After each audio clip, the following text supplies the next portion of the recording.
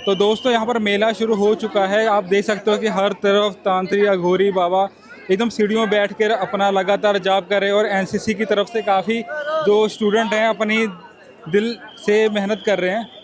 तो यहाँ पर बाबा जी हैं, बाबा जी से हम कुछ अम्बुबाची के मेले के बारे में कुछ पूछेंगे। जय माई की महाराज जी। जय माँ कामाख्या। बाबा जैसे कि यहाँ पर माई का मेला शुरू हो चुका है और आप इस मेले की कुछ विशेषताएं बताइए जो कि काफ़ी लोगों को नहीं पता। माँ दोपहर को 2:40 पे रजस्वला हो गई, ठीक है। मेला आज से चालू हो गया। माँ जो रजस्वला होती है उस दिनों में माँ पीड़ा में होती है। तो ये जो आप भक्त जो देख रहे हो वो सभी भक्त माँ का कोई ना कोई पाठ, कोई ना कोई स्तुति, कोई ना कोई जप, कोई ना कोई तप करा करते हुए हैं। ये सब माँ को इस दिनों में अर्पण किया जाता है। तो माँ को जो पीड़ा होती है वो पीड़ा से उसका ध्यान हटता है। और ये रजस्वला के दिन है, ये साधनाओं के दिन है, ये सिद्धियों के दिन है, ये तप के दिन है, ये जप के दिन है, ये अपने अपनी सिद्धि पाने के दिन है, अपने अपने तप का फल पाने का दिन है। तो जो कोई साधक होता है वो अपने आप तरीके से जप करता है, अपने तरीके से तप करता है और जो भी करता है उसे 1000% नहीं 1,00,00,000% मिलता है, मिलता है और मिलता है। अटल सत्य है ये। तो महाराज जी आप देख सकते हो कि यहाँ पर माई ने हाथ में एक दंड पकड़ा है। इस दंड के बारे में बताइए, इसका अघोर में क्या इसका अर्थ है, क्या इसका वो है? ये भैरव है,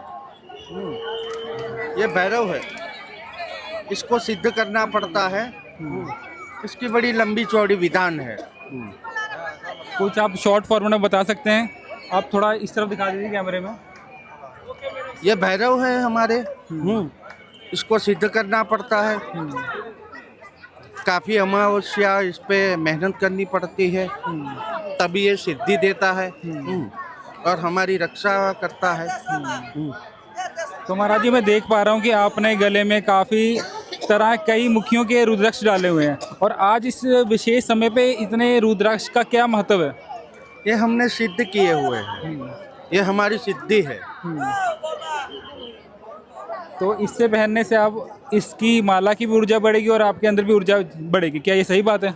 हाँ, ये हमारी ऊर्जा है। जो हमारी ऊर्जा जब तब की ऊर्जा रहेगी वो व्यर्थ ना चली जाए, इसीलिए ये रुद्राक्ष पहना जाता है। तो शुक्रिया महाराज जी। अब हम पूछते हैं, यहाँ पर माई हैं उनसे हम पूछते हैं। माई, जय माई की। जय माता दी। माई जैसे कि अम्बुबाची मेला शुरू हो चुका है तो इस मेले में क्या करना चाहिए और क्या नहीं करना चाहिए, आप उसके बारे में बताइए। जय माँ कामाख्या, जय महाकाल। माँ आज जैसे कि गुरुजी ने बोला कि माँ आज रजस्वला हो चुकी है, आज से निवृत्ति शुरू हुआ है। माँ 3 दिनों के लिए या 4 दिन जिस साल जैसा मुहूर्त निकलता है उस तरह से माँ रजस्वला होती है। रजस्वला का अर्थ सबको पता है। रजस्वला है सृष्टि। अगर रजस्वला नहीं हुई नारी तो सृष्टि नहीं होगा। और ये है सृष्टि पीठ। सब शक्ति पीठ बोलते हैं लेकिन मैं बोलती हूँ सृष्टि पीठ, क्योंकि यहीं से माँ की योनि से हम सारे सृष्टि हुए हैं। इस समय जो बाबा ने बताया कि माँ दुख होता है, ये एक्चुअली अगर आप साइंस की तरफ से देखोगे तो यह है एक रिसाइकल बिन। सारा साल जो हम पृथ्वी मतलब प्रकृति के साथ जो हम खिलवाड़ करते हैं, जो गंदगी करते हैं, उसका रिसाइकल इन 3 दिनों में होता है। इस वजह से अगर आप मेडिटेट कर सकोगे या आप उस तरह से साधक हो सकोगे तो आपको समझ में आएगा कि अभी से शुरू हो चुका है कंपन। इस जगह ये नीलाचल पर्वत पे कंपन शुरू हो चुका। कंपन का मतलब क्या है? ये जो बुरा सब कुछ हुआ है, गंदगी हुआ, उसका रिसाइकल हो रहा है। इससे माँ को कष्ट होता है। जैसे किसी भी नारी को इन दिनों में कष्ट होता है, उन्हें भी तरह तरह का दर्द होता है, इस तरह से ये हो रहा है। तो इसमें अभी जो हम जो साधक आए हैं, इससे एक ऊर्जा निकल रही है। उस ऊर्जा को हम एब्जॉर्ब करने आए हैं। एब्जॉर्ब करके हम सारे साल के लिए अपना एनर्जी को ले जाएंगे हाई लेवल पे। और रहा जो भक्तगण, जो साधक नहीं है, भक्तगण भी जो आ रहे हैं इस वक्त, वो भी जानते सृष्टि क्या है। तो सृष्टि की पूजा हेतु और मैं माँ कामाख्या से बोलूँगी कि हे माँ, हम तुम्हारे संतान हैं, तुम्हारे साथ तो हम बुराई करते ही हैं, लेकिन तुम माँ बन के अपने दुखों को सहते हुए भी हमें शांति दो, पूरे पृथ्वी को शांति दो, पूरे पृथ्वी में खुशहाली ला दो माँ। यही है हमारी तुमसे विनती। और माँ, सालों साल इस तरह से कष्ट है, लेकिन माँ रजस्वला होती रही, आदि से अंत तक होते रहेगी, तो हम सृष्टि वाले बचते रहेंगे, वरना सारा खत्म हो जाएगा। जय माँ। शुक्रिया माई, आपने इतनी गहरी जानकारी बताई। अब आते हैं हम दूसरी माई से, हम जानकारी लेते हैं। माई जी, जय माई की। जय माँ, जय माँ। माँ, आप देख सकते हैं कि यहाँ पर हर प्रकार के साधक, अघोरी, अलग अलग संप्रदाय के लोग आए हैं। आज इस दिन ऐसी क्या विशेषता है और इसी दिन इतनी भीड़ क्यों है? जो परंपरा के हिसाब से जो हम लोग सनातनी है, तो हम लोग साधना करते हैं, सिद्ध करते हैं और साधना शुरू भी करते हैं। कोई साधना शुरू करके यहाँ पे सिद्ध करके जाते हैं। तो जितने भी परंपरा के, जितने भी पंथ के है तो केंद्र बिंदु हम लोग का एक ही। सनातनी का अलग अलग रास्ता हो सकता है संतों का, लेकिन केंद्र बिंदु हम लोग का सबका एक है। तो यहाँ पे जितने भी साधु संत जो भी आए हैं, सब माई का संतान है। हम सब माई के लिए यहाँ पे आते हैं। और संतान क्या चाहते हैं हमेशा माई से, जैसे माई हम लोगों का सब कुछ सही रहे, पूरा जगत का, पूरा दुनिया का, विश्व ब्रह्मांड का माई है। तो हम लोग माई से यही विनती करते हैं और माई से ये भी बोलते हैं, माई तू सबको खुश रख और तू भी खुश रहे। और माई, हम देख पा रहे हैं कि जो अघोरी व्यक्ति, मतलब जो अघोर परंपरा में चलता है, वो काले वस्त्र डालता है। आखिर ये काले वस्त्र का क्या अर्थ है? आखिर काला ही वस्त्र क्यों? एक्चुअली ऐसा कुछ वो नहीं है। जैसे अघोर मार्ग में, अघोरी में हम लोग काला वस्त्र पहनते हैं।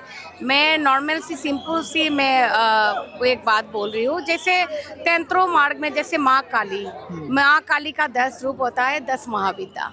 तो ये तंत्रो मार्ग में कलर के साथ, वो एक एक कलर के साथ एक एक महाविद्या का वो लिंक होता है। तो ये साधक को ही पता है, कुछ कुछ चीज़ गुप्त भी होते हैं, ठीक है। तो जो कलर का जो सर्कुलिंग होता है, सब कलर मिक्स करने के बाद क्या होता है, ब्लैक होता है। ब्लैक कोई कलर नहीं होता है, ब्लैक कलर बनाया जाता है। तो जितना भी ऊर्जाएं है, वो ऊर्जा जब एक होते हैं तब जाके ब्लैक होते हैं। और हम लोग ये भी मानते हैं, जैसे न्याय विचार जो करते हैं, हर किसी को पता है, हर देश में कोर्ट होता है, वहाँ पे मजिस्ट्रेट होता है, वहाँ पे एडवोकेट भी होते हैं। जो न्याय करते हैं, न्याय विचार के लिए लड़ते हैं, और जो न्याय विचार करते हैं वो भी ब्लैक ही पहनते हैं। और ब्लैक जो है वो ऊर्जा है। जब दिन में जब उजाला होता है, रोशनी होता है, इससे पहले क्या होता है, पूरा अंधेरा ही होता है। और जितना साधक है, जो हम लोग ब्रह्म मुहूर्त में साधन करते हैं, रात को जो साधना करते हैं, वो ब्लैक होल में ही करते हैं और ब्लैक एक ऊर्जाएं होते हैं। लोगों का सोच गलत है, जैसे अघोरी लोग क्यों ब्लैक पहनते हैं। हम लोगों को हर कलर पहनने का हक है, लेकिन क्या होता है ना, एक आत्मसंतुष्टि का बात होता है। जब हम लोगों ने अपने आप को इसी मार्ग में ही समर्पण कर दिया, उसको हम लोगों ने दिल से अपनाया, तो यही हम लोगों का शांति है। और मैं एक बात मानती हूँ, क्योंकि समाज में लोग डर रहे, क्यों डर रहे, ताकि उन लोगों को वो संस्कार के बारे में पता नहीं है, वो ज्ञान नहीं है। अगर हम साधु संत होके उनका डर को हम लोग नहीं निकालेंगे तो कौन निकालेगा। तो ब्लैक का डेफिनेशन अगर लोगों को अच्छी तरह से बोला जाता है तो लोग ब्लैक कलर से नहीं डरते। तो माई, शुक्रिया, आपने इतनी गहरी जानकारी दी हमें। जय माँ, जय प्रभु। तो दोस्तों, यहाँ पर एक और बाबा जी हैं। बाबा जी, जय माई की। जय माई की। बाबा जी, कहाँ से आए हैं आप? मैं कलकत्ता तारापीठ से हूँ, अघोरी कैलाशनाथ। तो महाराज जी, आप क्या नाथ संप्रदाय से जुड़े हुए हैं क्या? हाँ, मैं नाथ संप्रदाय से जुड़े हुए हूँ। तो महाराज जी, मुझे एक बात बताइए, जो माँ कामाख्या और म्योंग और गुरु गोरखनाथ और महेंद्र नाथ जी की क्या कहानी है इस स्थान को लेकर? जो है सभी में माँ है, माँ ही सभी में बैठे। यही संप्रदाय है कि माया में जुड़े हुए हैं। जो नीलाचल पर्वत, माँ कामाख्या धाम और मयंग गांव जो है, ये भी माँ, इधर जो है माया अंग, माया। अगर ये दोनों को अगर हम डिवाइड करें तो इसको आता है क्या, माँ यंग। माँ यंग। तो माँ इधर क्या है जीवती रूप से यहाँ विराज होता है। तो यहाँ ही आपको ये षोडश रिपु को आप कैसे क्या कंट्रोल कर रहे हो, यही आपका साधना है। आप अपना जो काम, लोभ, जस, मोह, माया, इसको आप कैसे कंट्रोल कर रहे हो, यही मेन साधना है इधर। अगर ये इधर आके काम में या मोह में, माया में या लोभ में फंस जाएगा तो उसका जो साधन है वो पद भ्रष्ट हो जाता है। तो इधर का जो है अनोखी जो है, इधर मेन कुछ साधना ऐसे है जैसे भैरवी साधना, त्रिपुरा सुंदरी साधना, ललिता त्रिपुरा सुंदरी, वाराही। तो ये जो है इधर माँ बालक रूप से या यंग रूप से उनको दिखाई या दर्शन देता है। तो वही टाइम पे आप कैसे कंट्रोल कर रहे हो, ये माया से आप कैसे छुड़वा सकते हो खुद को, वही मेन साधना है। गुरु गोरखनाथ जी का जो गुरुदेव था, मतलब हम लोगों का जो दादा गुरु मत्स्येंद्र नाथ जी है, वो क्या हुआ था, वो अपना जो शिष्य है गुरु गोरखनाथ जी, इसको यही दिखाने के लिए वो जाके मायांग में अटक गए थे कि हम देखो हम माया में फंस गए, आप माया में मत फंसो क्योंकि आप साधक हो। अगर माया में फंस जाओगे तो इधर आके ऐसे ही आपको पथ भ्रष्ट हो गए, लक्ष्य से अपना दूर हट जाओगे।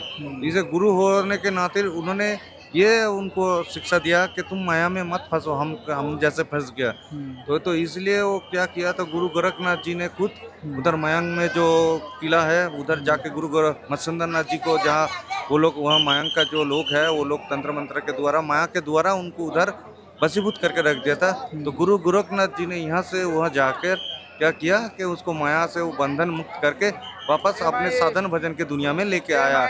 ये हम लोग को ये लोग प्रचलित गल्प है कि मत्स्येंद्र नाथ जी उधर जाके माया में फंस गए थे, उसको बंद कर लिए गए थे और गुरु गोरखनाथ जी ने जाके उसको छोड़ के ले गए। अल्टीमेट ये सभी के लिए है, पर हम लोगों के लिए कुछ गुप्त ये है कि आप माया में मत फंसो।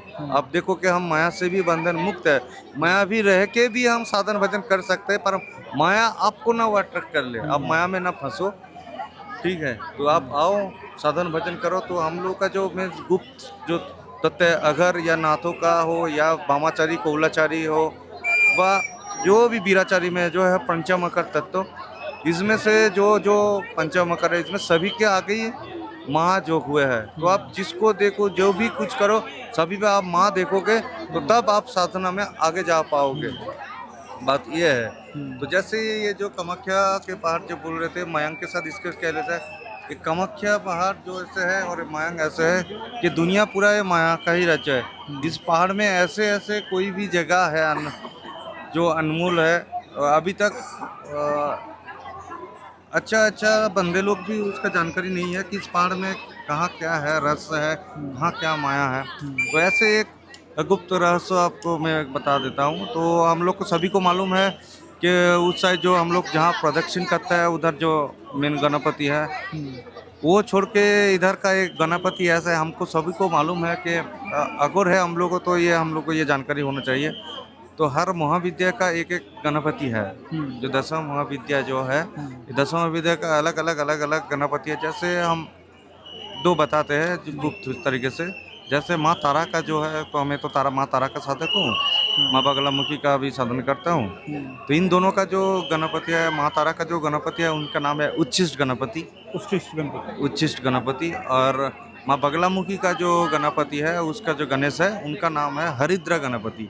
तो ऐसे अलग अलग और जो बाकी 8 महाविद्या है, इनका सभी का एक एक करके गणेश पुत्र है, जिसका नाम अलग अलग है। उनका साधन करने का तरीका भी वो गुप्त है, गुरुगम्य है। तो वो हम लोगों के पास ही है, मतलब अलग अलग तरीके से जो कोई भी महाविद्या करेंगे तो उसके साथ उसका बेटा का भी साधना करना, तब जाके वो सिद्ध होता है। क्योंकि हम सभी को मालूम है कि सिद्धि देने वाला गणपति है। ये छोड़ के और एक गुप्त चीज़ है जो गणेश जी को लेके, जो सभी को मालूम नहीं है। तो हम सबको मालूम है कि भूत प्रेत का राजा स्वयं महाकाल है। ये तो लोग समझ में है, पर एक्चुअल जो तंत्र में जो माना जाता है, ये भूत प्रेत का मेन असली राजा और उनका मेन जो देवता इष्ट है वो है गणेश जी। गण का जो इष्ट है वो है गणेश। भूत प्रेत का मेन जो इष्ट है वो है गणेश।